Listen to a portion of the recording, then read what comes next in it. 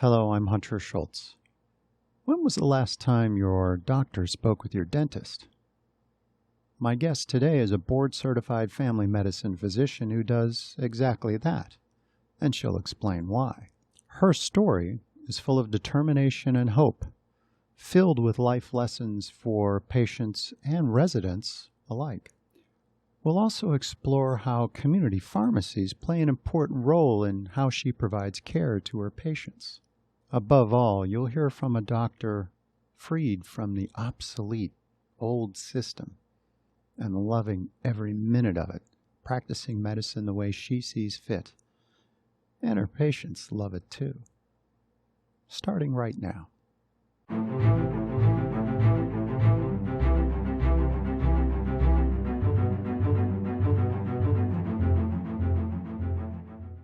Welcome to the show, Dr. Thank you. Medina-Galvan.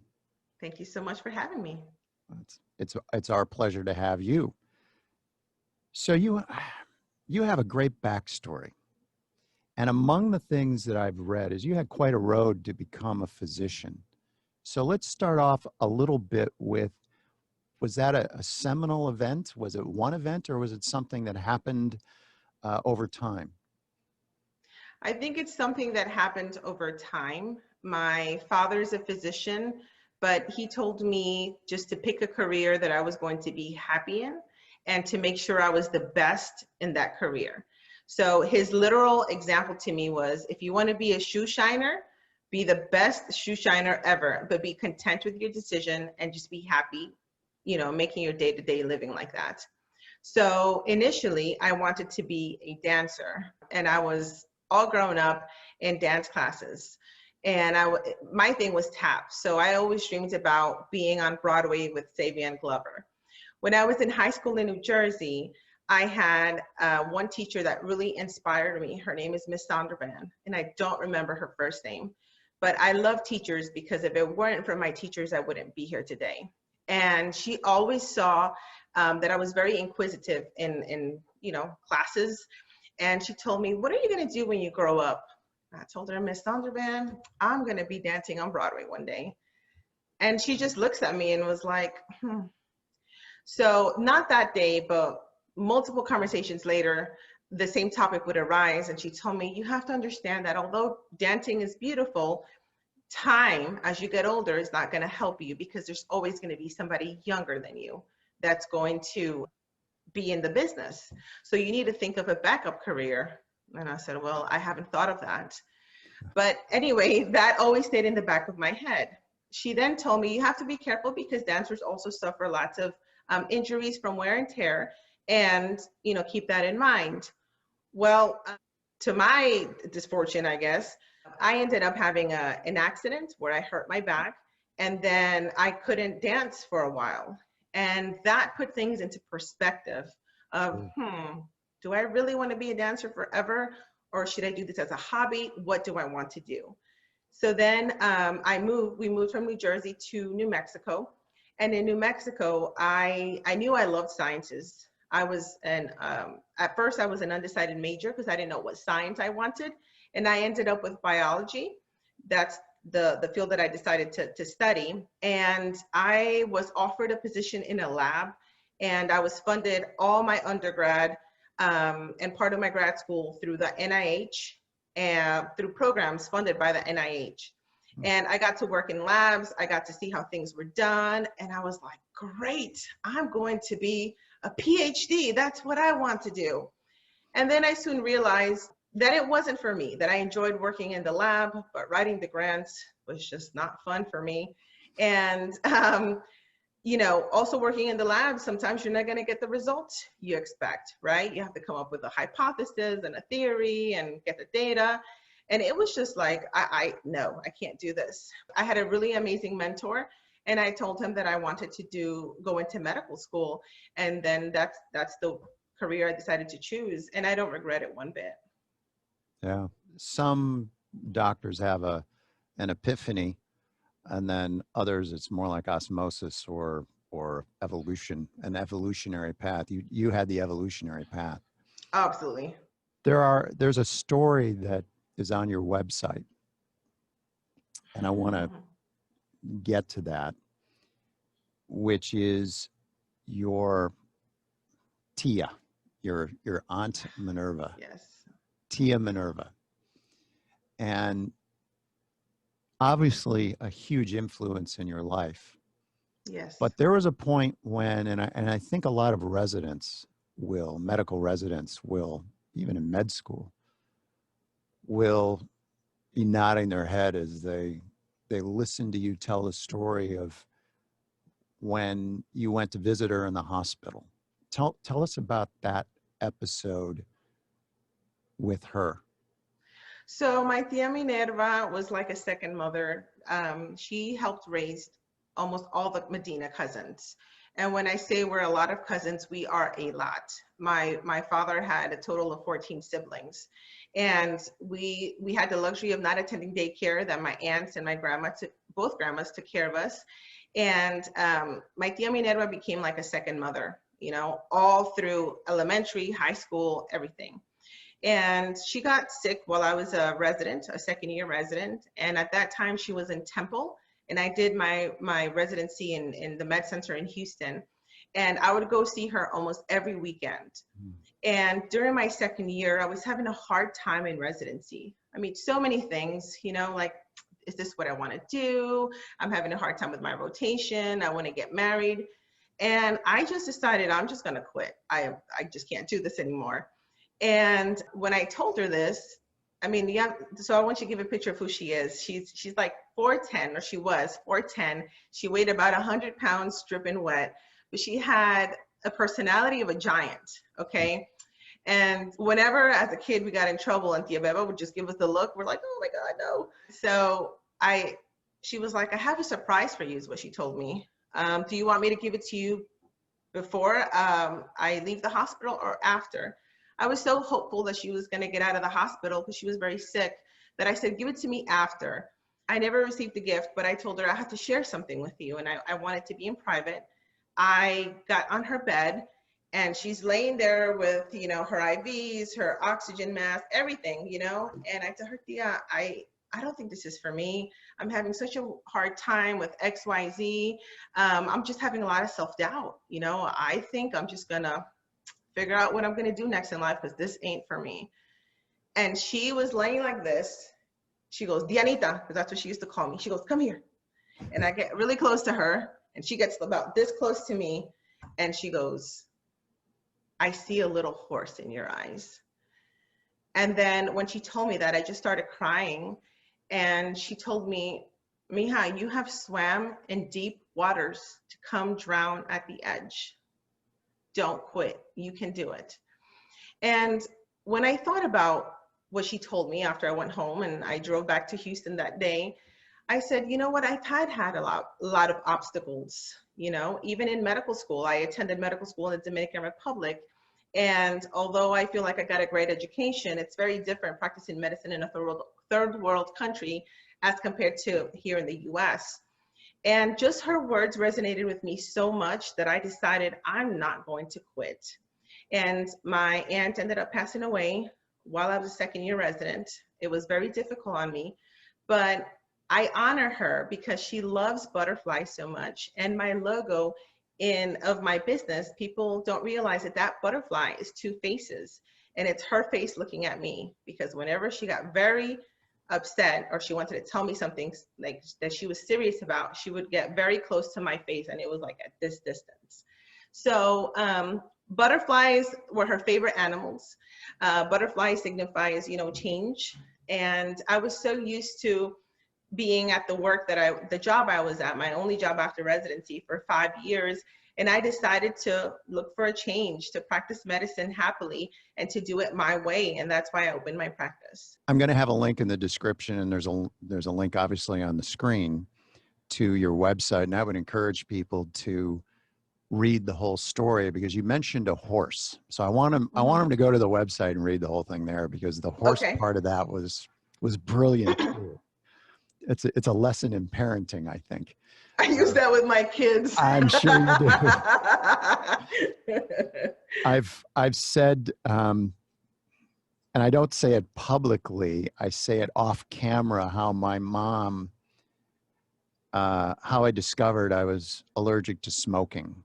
And there's a story behind that, but I don't do it publicly because it's too good of a parenting secret. So I'll share it with you after, and then you can do it for your I patient. must learn it. Yes. Yes. Oh, it's very effective, and it was brilliant. It was Okay. brilliant. She knew her son. Trust me. Awesome. So you wound up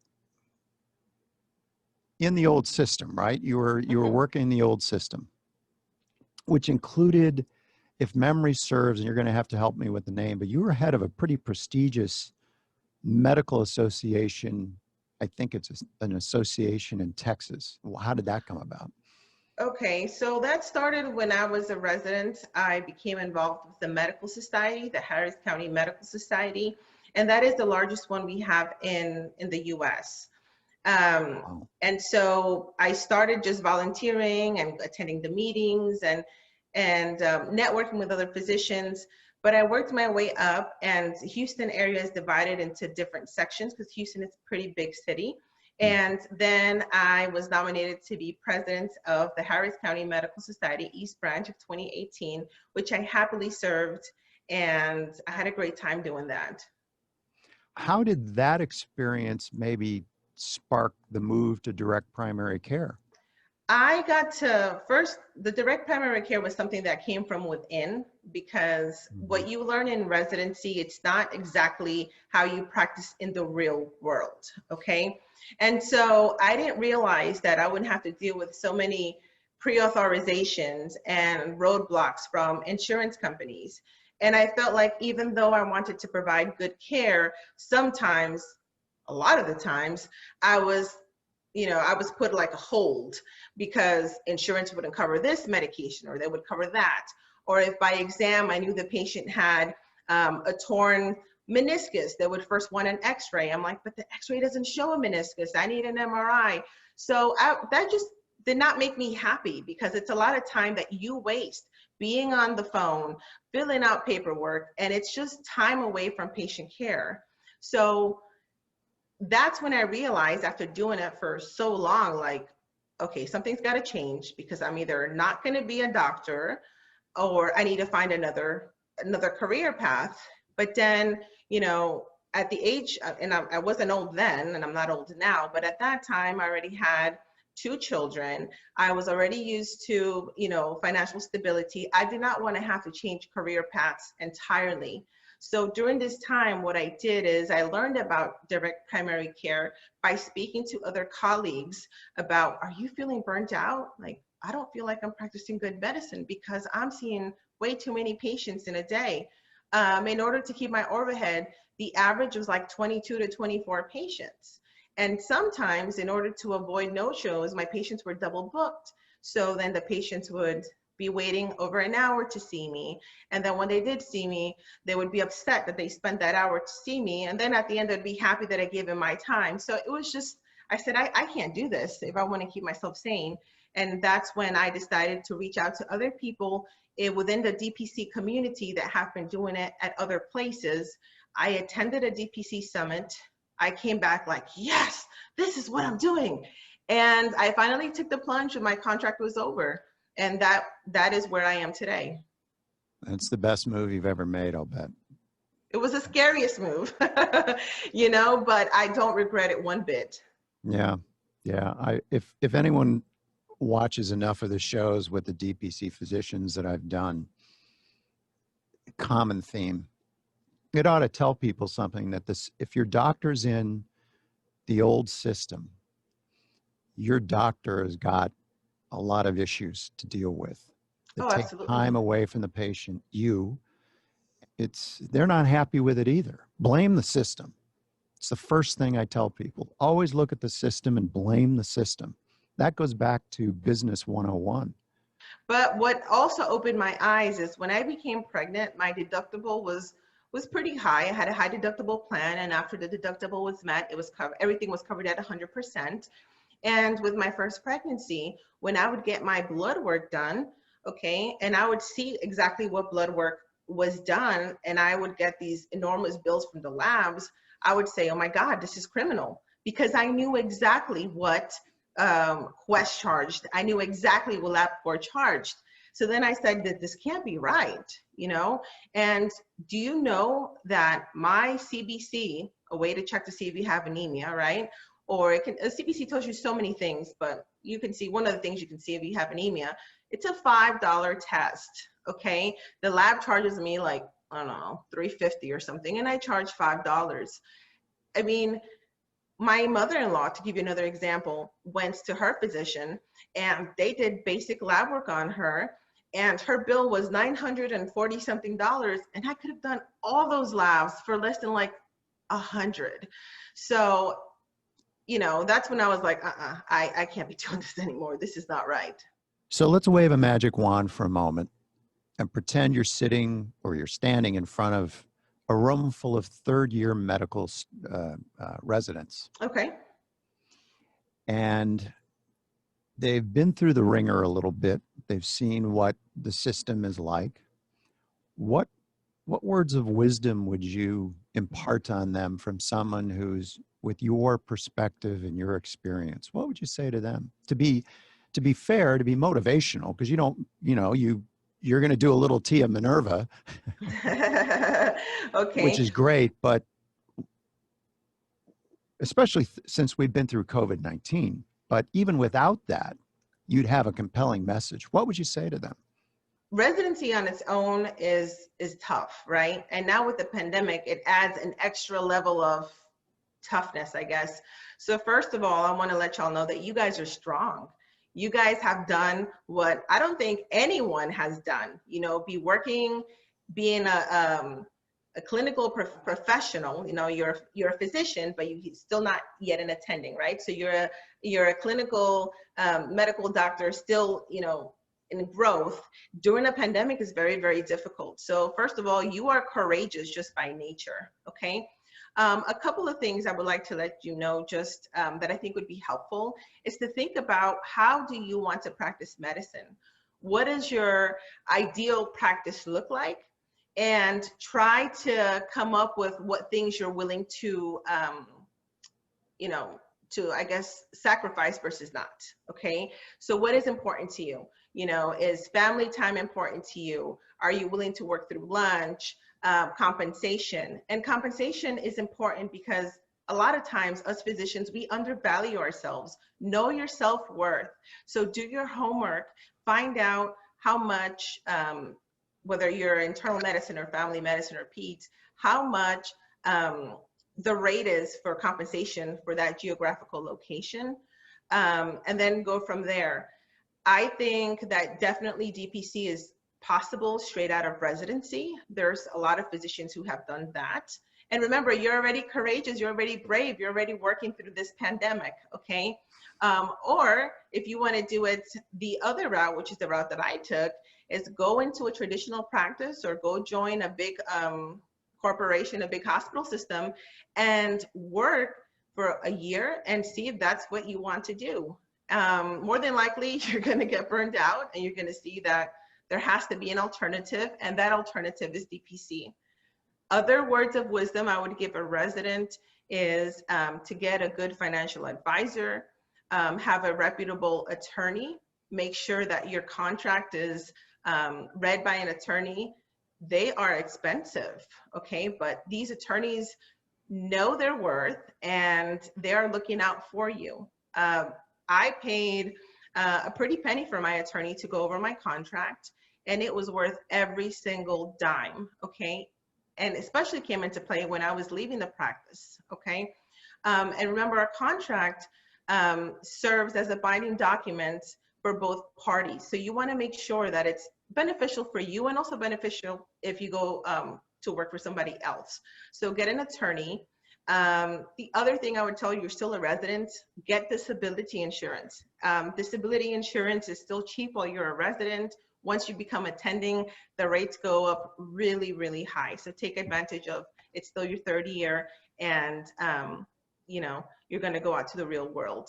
The other pearl I would tell you is, now that you're gonna be an attending, the learning curve is pretty steep, okay, that first year out. I can tell you I learned so much that first year out of residency, because all the all the management and everything is going to fall on your hands. Make sure you're always up to date with the latest guidelines. I took advice from one of my mentors, and what I would do is I would read the bi-monthly journal from the AAFP just to keep me up to date for things that I did not see commonly in clinic, and also find a buddy that you can bounce idea from. From. My best friend from residency till this day, I still contact her and I let her know, hey, I have this situation. How would you approach this? And I'm also very blessed that my brother is a physician and I also use him as a reference. Terrific. Great words of advice. One of the things that you sort of alluded to, rightly so, is that the community that you're in now, direct primary care, and I've heard this, it's almost a broken record, a good one. The community, the direct primary care community is so supportive. It's the most supportive in healthcare. And I've heard this over and over again. The doctors love it because you're all in the same boat, so to speak. Absolutely, absolutely. So there are secret groups in Facebook for physicians, and I would encourage you to find a friend who's part of those groups, or even ask, how can I get into the DPC group if that's what you're interested in? And so what I did is I went through every single post since that group was started, and I took a notebook and I started writing down every little thing, like what works for one person for EMR, what type of, how did they do, let's say their labs, did they go with Quest, did they go with LabCorp? And I also think that if you go through a certain EMR, I believe it's Atlas, I don't use Atlas, but they have like a GPO with one of the big lab companies, so you can get much better rate than even I do. But what I like about the group is that there's no competition between us, okay? Because there's only so many patients that one primary care doctor can handle, okay? So I have a good friend here locally, Dr. Berens, Dr. Amy Stringfellow, that I can call them and ask them, how do you approach this? Or what would you do to implement XYZ? And they're so willing to help. We are a group of physicians who decided to leave the traditional system and practice medicine happily, the way medicine should be practiced. And so we want others to find this niche. And so that's why everyone is so willing to help somebody who's desiring to start DPC. Yeah, you mentioned Dr. Berens, Rebecca Berens in Houston. She was on the show, and that was very informational for me because I had never heard of fourth trimester care. Oh yeah, she actually came out on the Houston Chronicle front page a couple days ago. So we are so excited for her. And so that's what I wanted to mention, is that the whole DPC group was like, yay, Rebecca, good for you. And we started sharing her stories. And that's how it is in this direct primary care community. Yeah. And there's also other doctors doing direct care. It's not only for primary care. I know of a local gastroenterologist here in Houston, a local endocrinologist, just to name a few. Yes, there's a number of specialties going direct, not to mention the Surgery Center of Oklahoma. Oh, that place is very impressive. Yeah, wow. A common element here is the sense of, well, there's two. There's a sense of freedom you have to practice medicine the way you see fit as an expert. You have an MD after your name, or a DO. You're an expert. Kind of common sense at work. You're the expert. Practice medicine the way you want. So there's freedom. There's also the sense of pay it forward to the people that come after you to help them out. The DPC docs that, are coming out of residency or have been in the system for a while and saying, enough, I'm done. And you hear that a lot. There's something that you just started, and I think direct primary care enables it. That's my guess. But you're now asking patients for their dentist's contact information. What's going on there? Why is that important? That's unusual. The reason this is important is because dentists can pick up diseases in an earlier stage than when they manifest later. So there's a benefit for you going to the dentist at least twice a year. They can pick up on gum disease. They can pick up if you have some type of infection going on, and sometimes they are linked with other comorbidities. So let me give you an example. For my diabetic patients, it is very important that they go to the dentist because there's a high risk of losing their teeth because of bone loss in the gum and diabetes. So the whole goal of primary care is to take care of a problem right before it even starts, right?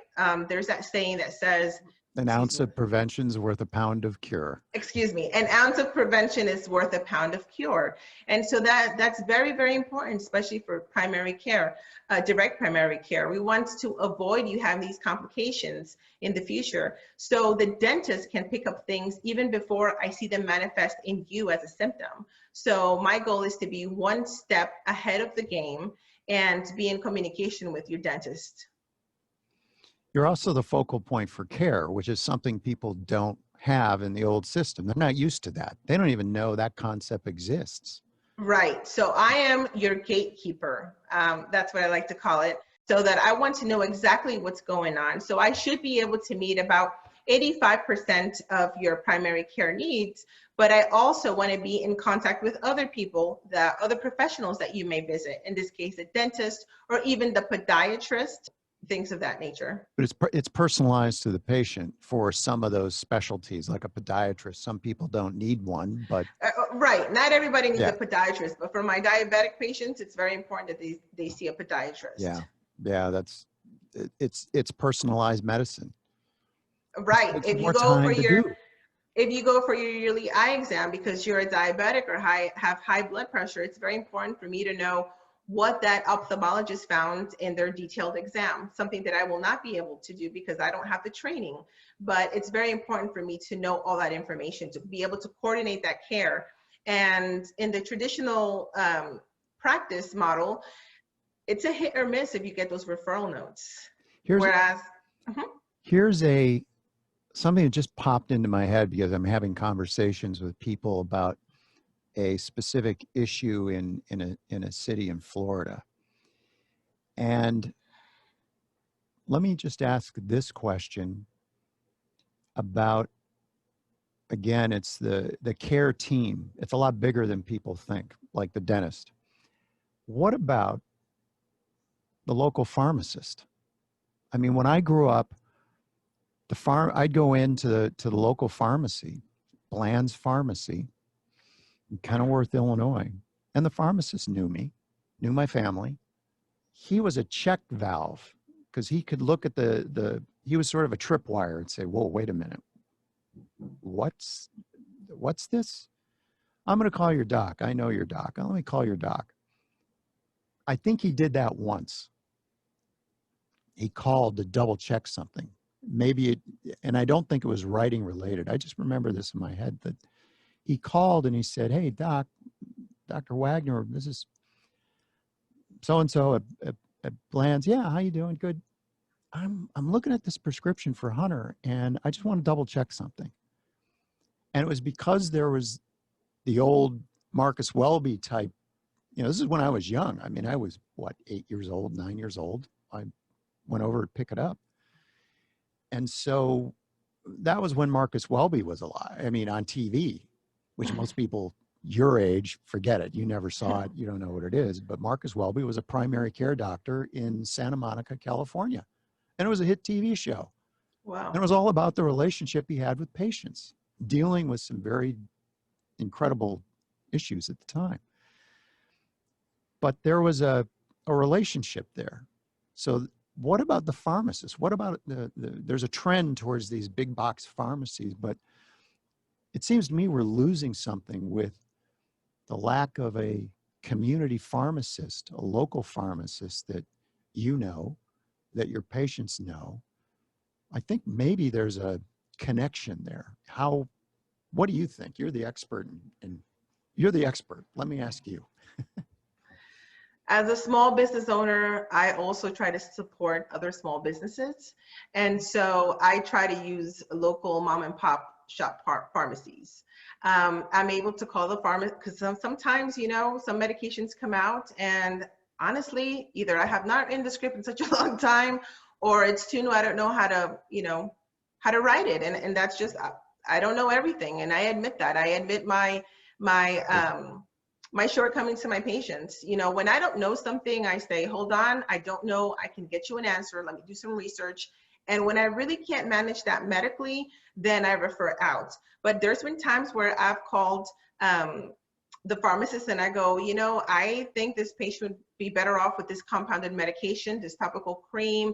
What is the percentage that you suggest that I use? And they're very, very helpful. That's not something you get when I call CVS or Walgreens, that you're on hold forever and then you talk to a tech and it's just, it's not the same. Okay. So I like forming these relationships with these small pharmacies and the pharmacists because it's very beneficial, not only to me, but to my patient as well. You get better pricing on it as well, on the medicines. Well, you also have the opportunity to have the relationship with the pharmacist so that if something happens, your patient calls you at 1 a.m. and says, hey, doc, I've got a big problem. Can I come in? And you say, yes, you know, this is urgent. You know, we don't need to go to the ER. I can handle this. Mm-hmm. But you know what? If you have a good relationship with your local pharmacist, you can call them at 1 a.m. and say, hey, I need this right now. That might happen 2 times a year. But the local pharmacist is going to be the one going, yeah, sure. Okay. It's part of the community. I think there's a lot of this missing. And it also stays within the community. That's another really important point. You're keeping the business there. That's good. I'm glad you shed some of your perspective, your light on that issue, because I think there's again, something missing for people if they don't have these relationships connected, and you being the focal point for care can't emphasize that enough. Dr. Diana Medina-Galvan, thank you so much for being on the show. It has been enlightening, a pleasure, and I know you're going to be a terrific success in your DPC practice. I know it. Well, thank you very much for having me, Hunter. I had a great time, and I hope to see you soon in the future. And we'll see, hopefully from here, it's just going on up and practicing medicine the way it should be, happily and free, with lots of freedom, no red tape. So that's what my goals are, my personal goals as a physician, and I'm making it happen. So that's You're a happy doc. I'm always happy, and people are like, "Are you always this bubbly?" I'm like, "Yeah, that's me." Yeah, but you're not in the old system. You're a happy doc. Who doesn't want a happy doc? Come on. Oh yeah. Oh yeah. Not stressed out. Yeah. Well, for winning healthcare food fights, I'm Hunter Schultz. Stay healthy, wash your hands a lot, and there you are. Thanks.